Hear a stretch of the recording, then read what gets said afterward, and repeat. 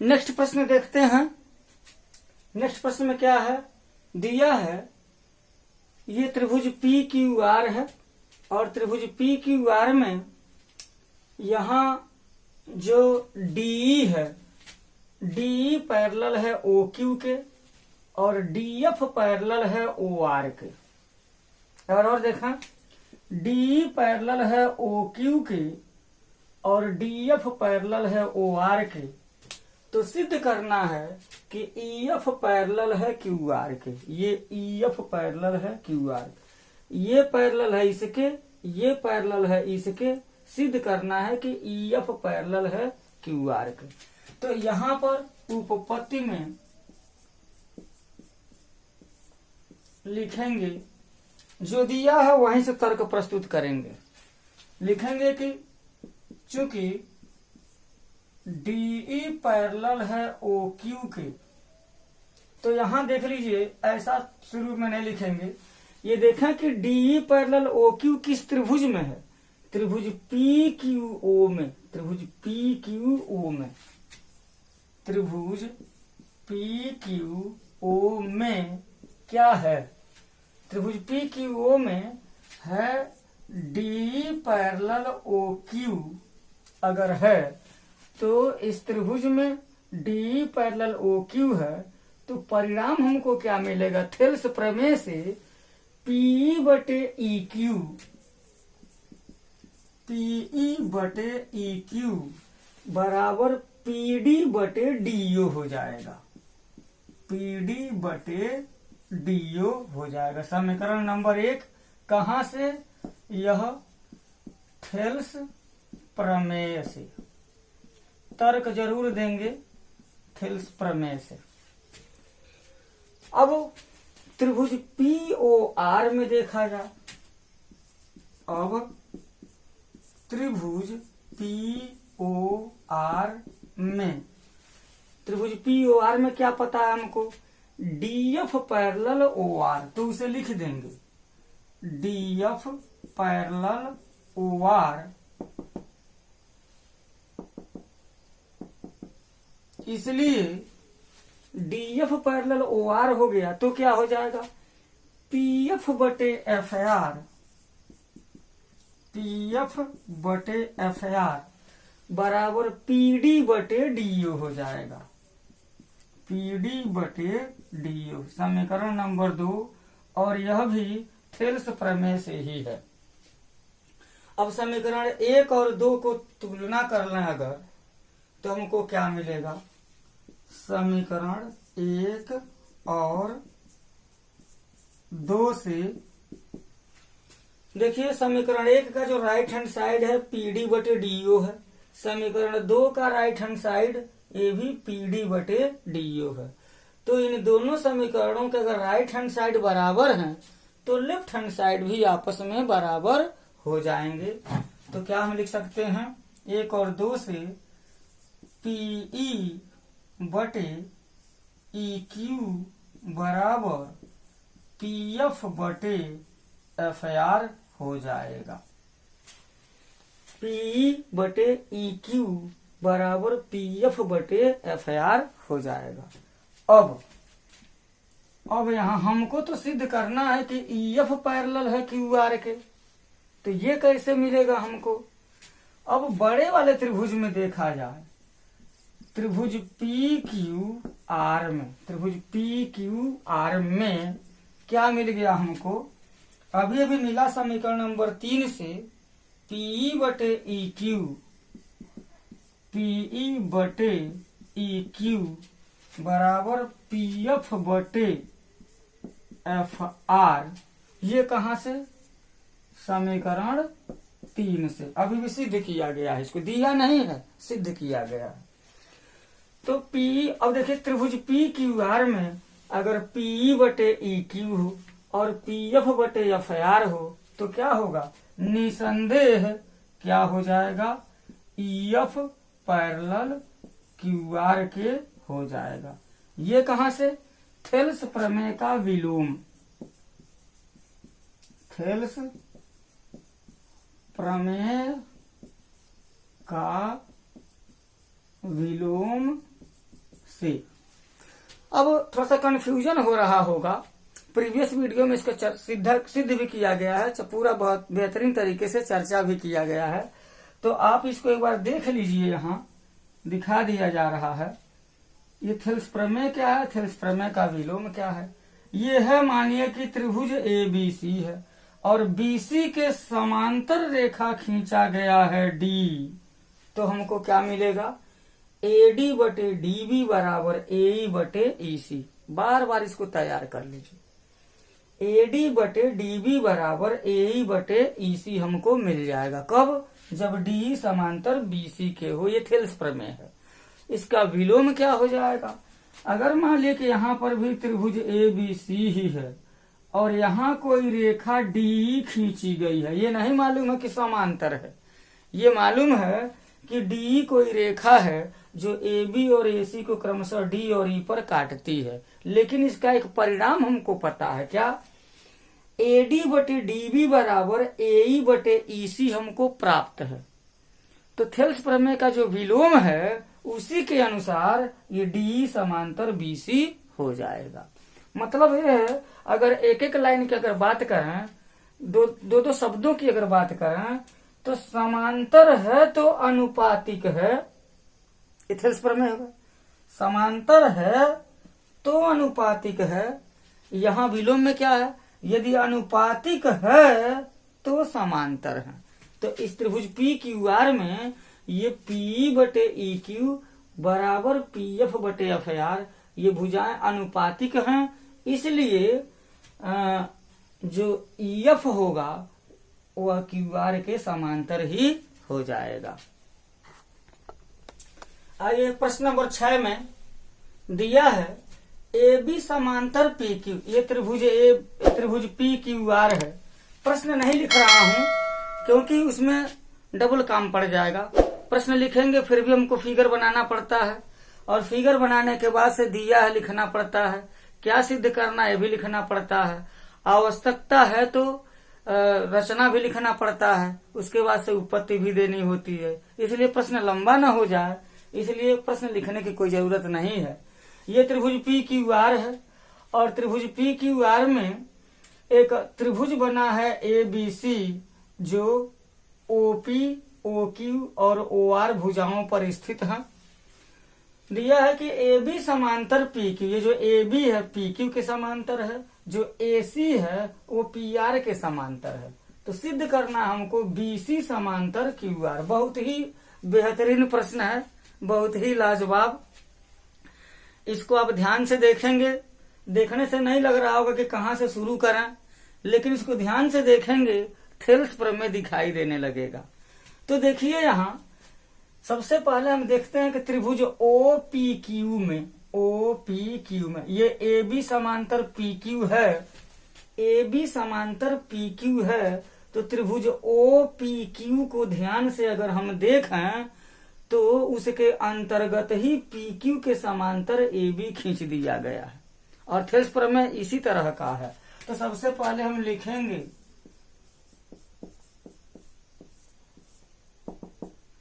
त्रिभुज OPQ में, त्रिभुज OPQ में क्या है, त्रिभुज OPQ में AB समांतर PQ दिया है।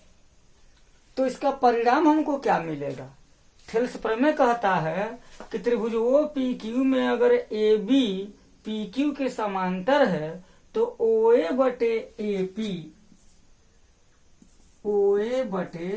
AP बराबर क्या मिल जाएगा हमको, OB बटे BQ। ये एक हो जाएगा, थेल्स प्रमेय से है। पुनः त्रिभुज OPR में अगर हम देखें तो AC समांतर PR दिया है, तो त्रिभुज का चयन कर लेंगे। किस त्रिभुज में यह कंडीशन है, त्रिभुज OPR में।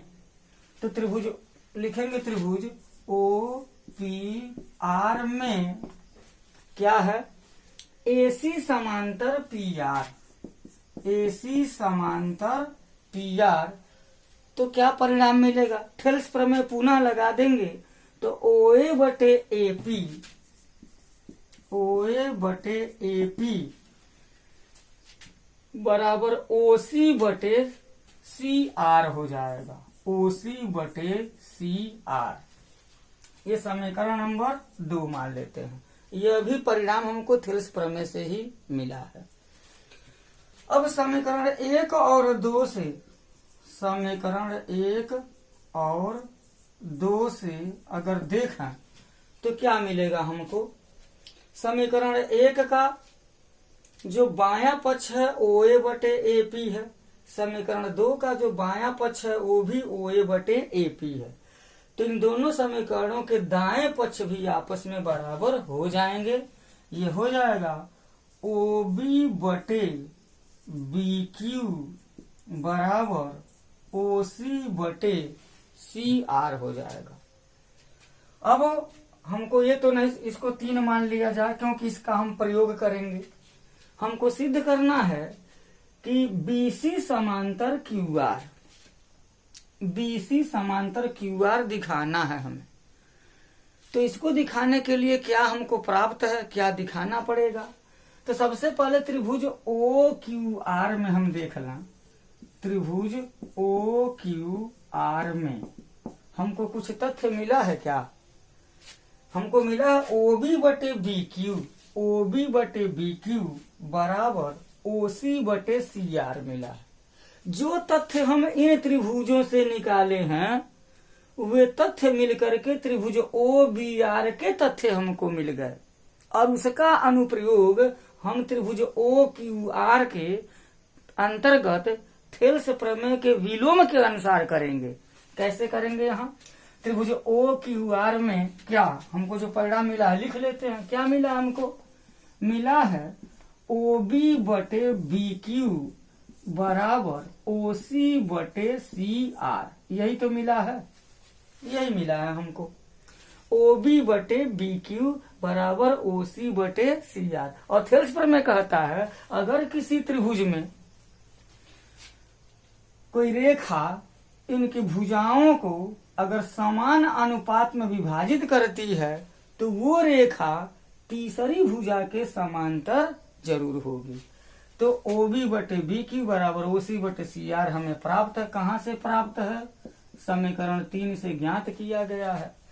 तो निसंदेह क्या हो जाएगा, BC समांतर QR हो जाएगा। प्यारे बच्चों, अगर इसमें कुछ आपको समझ में न आ रहा हो, कोई कंडीशन समझ में न आ रही हो, तो आप कमेंट करके जरूर बताइएगा। उसका निदान तुरंत किया जाएगा। उसी तरह का नेक्स्ट वीडियो बना करके मैं अपलोड कर दूंगा ताकि आपका जो संशय है वो दूर हो जाएगा। आइए 7वां प्रश्न देखते हैं। बहुत ही अच्छा प्रश्न है। प्रश्न के अनुसार फिगर बना दिया गया है। इसमें कहा गया है कि एक त्रिभुज ABC है और AB भुजा का मध्य बिंदु D है। तो बिंदु D से BC के समांतर एक रेखा खींची गई है D। तो सिद्ध करना है कि जो बिंदु E है वो AC का मध्य बिंदु है। तो यहाँ पर लिखा गया है त्रिभुज ABC में बिंदु D AB का मध्य बिंदु है और DE समांतर BC है, ये दिया है। तो सिद्ध करना है AE बराबर EC। अगर इसको हम शब्दों में बात करें तो प्रश्न ऐसे है, सिद्ध कीजिए कि किसी त्रिभुज के किसी एक भुजा के मध्य बिंदु से दूसरी भुजा के समांतर खींची गई रेखा तीसरी भुजा को समद्विभाजित करती है। या ऐसे कहा जाए, सिद्ध कीजिए कि किसी त्रिभुज की एक भुजा के मध्य बिंदु से दूसरी भुजा के समांतर खींची गई रेखा तीसरी भुजा के मध्य बिंदु से जाकर के मिलती है। भाषा कई तरह का हो सकता है। कई राइटर्स कई भाषा में प्रश्न बनाते हैं। तो आप मूल चीज को जब समझेंगे तो भाषा आपके सॉल्यूशन में आड़े नहीं आएगा, आपको जरूर बात समझ में आएगी। तो यहाँ पर देखा जाए, यहाँ पर क्या है, उपपत्ति में मैं लिख रहा हूँ उपपत्ति। ध्यान दीजिए, इतना तो मालूम है ये जो डी रेखा है वो BC के समांतर है। यहाँ लिखा है, यहाँ डी बीसी के समांतर है। तो जब डी बीसी के समांतर है तो थेल्स प्रमेय क्या कह देता है? थेल्स प्रमेय कह देता है एडी बटे डीबी बराबर ए बटे ईसी। सीधी सी बात है, उसी को लिखेंगे हम यहाँ। लिखेंगे त्रिभुज ए बी सी में क्या है हमको, चूंकि डी समांतर है बीसी, इसलिए क्या मिलेगा? एडी बटे डीबी बराबर ए बटे ईसी। ये हमको मिल गया। लेकिन एक और तथ्य हमको प्राप्त है, जब बिंदु डी ए बी का मध्य बिंदु है तो ए डी बराबर बी डी हो जाएगा। हो जाएगा नहीं हो जाएगा? बिल्कुल हो जाएगा। ए बी का मध्य बिंदु डी है तो ए डी बराबर डी बी हो जाएगा। हम यहाँ ए डी तो ए डी लिख दे रहे हैं, डी बी के जगह पर भी हम ए डी लिख सकते हैं। बिल्कुल लिख सकते हैं। क्यों? क्योंकि वे दोनों आपस में बराबर हैं। डी ए बी का मध्य बिंदु जो है दिया है तो लिख देंगे, और इसको कैंसिल करेंगे तो यहाँ पर आ जाएगा एक आ जाएगा। एक कहें चाहे एक बटे एक कहें, बराबर हो जाएगा ए बटे ईसी। अब जब यहाँ पर क्रॉस मल्टीप्लीकेशन करेंगे, तिरछा गुणा करेंगे, तो क्या हो जाएगा? ए बराबर ए गुणे एक कर दीजिए, ए गुणे एक बराबर ईसी गुणे एक हो जाएगा, और यहाँ ए बराबर ईसी हो जाएगा। ये हमको सिद्ध करना था, इति सिद्धम।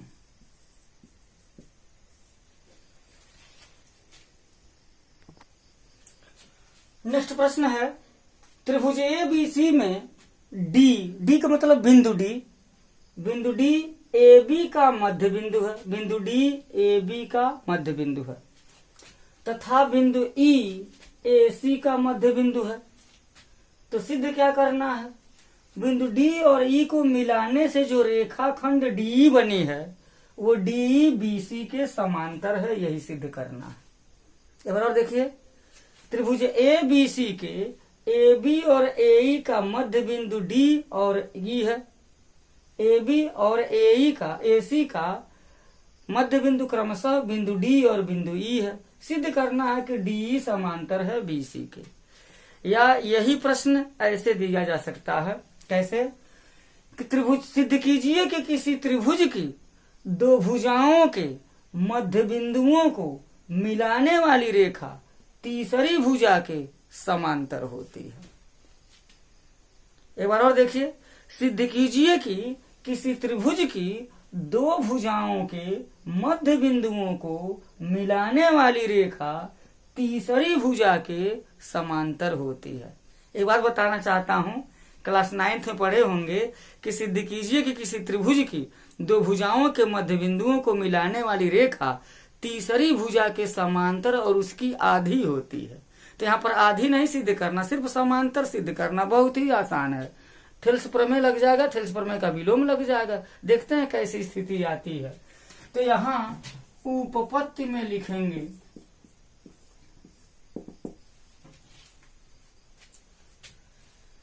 अगर ए बी का मध्य बिंदु डी है तो हम एडी और डीबी का अनुपात निकाल लेते हैं। लिखेंगे चूंकि ए बी का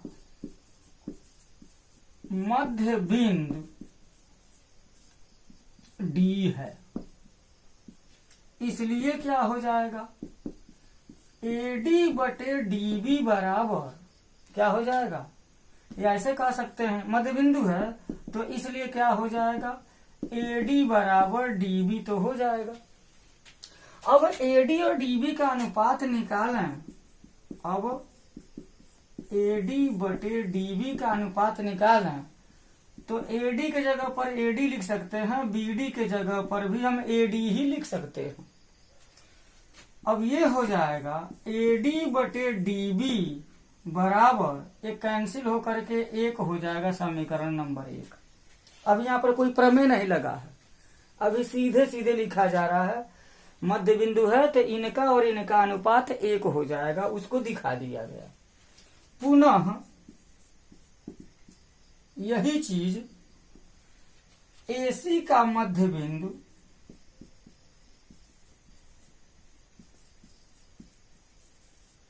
AC का मध्य बिंदु E है, तो हमको परिणाम जब मध्य बिंदु होता है AE बराबर EC हो जाएगा, AE बराबर EC हो जाएगा। अब उसका जब हम अनुपात निकालेंगे तब क्या हो जाएगा? अनुपात किसका निकाला? AE बटे EC का अगर हम अनुपात निकालेंगे तो AE की जगह पर AE लिख देते हैं, EC के जगह पर भी AE ही लिख दे रहे हैं, तो हमको क्या मिल जाएगा? मिल जाएगा AE बटे EC बराबर, ये भी कैंसिल होकर के 1 मिल जाएगा, समीकरण नंबर 2। अब समीकरण 1 और 2 की तुलना अगर कर लें तो राइट हैंड साइड तो बराबर है, राइट हैंड साइड बराबर है, तो इसका मतलब लिख देंगे यहाँ समीकरण 1 और 2 से अगर देखें तो हमको क्या मिलेगा? AD बटे DB बराबर AE बटे EC मिल जाएगा। ये परिणाम हमको मिल गया। अब देखिए त्रिभुज ABC में, पूरे बड़े वाले त्रिभुज में अगर हम जाएं तो क्या देख रहे हैं? AD बटे DB बराबर AE बटे EC, अर्थात ये जो बिंदु D है AB भुजा को और बिंदु E है जो AC भुजा को समान अनुपात में विभाजित कर रहे हैं, अर्थात ये अनुपातिक है। यह इतना बटे इतना बराबर इतना बटे इतना, तुरंत थेल्स का प्रमेय कहता है कि अगर ये दोनों भुजाएं बिंदु D और बिंदु E अगर AB और AC को समान अनुपात में विभाजित कर रहे हैं तो D समांतर BC हो जाएगा, इसलिए D समांतर BC यहाँ लिख सकते हैं, इति सिद्ध।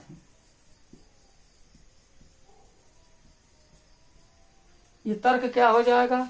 थेल्स प्रमेय का विलोम हो जाएगा यहाँ। तो प्यारे बच्चों, इस वीडियो में इतना ही। इसको फिर से आप ध्यान से देखिए, स्क्रीनशॉट लीजिए, इसको बार बार देखिए और अपने खुद इबारती प्रश्नों को पढ़ करके, क्योंकि परीक्षा में इबारती प्रश्न दिया जाएगा, कोई जरूरी नहीं है कि चित्र दिया जाएगा, चित्र तो बिल्कुल नहीं दिया जाएगा। प्रश्न पढ़ करके चित्र बनाना, कौन किसके समांतर है, कौन किसके अनुपातिक है, कहाँ पर थेल्स का प्रमेय लग जाएगा, कहाँ पर थेल्स प्रमेय का विलोम लग जाएगा।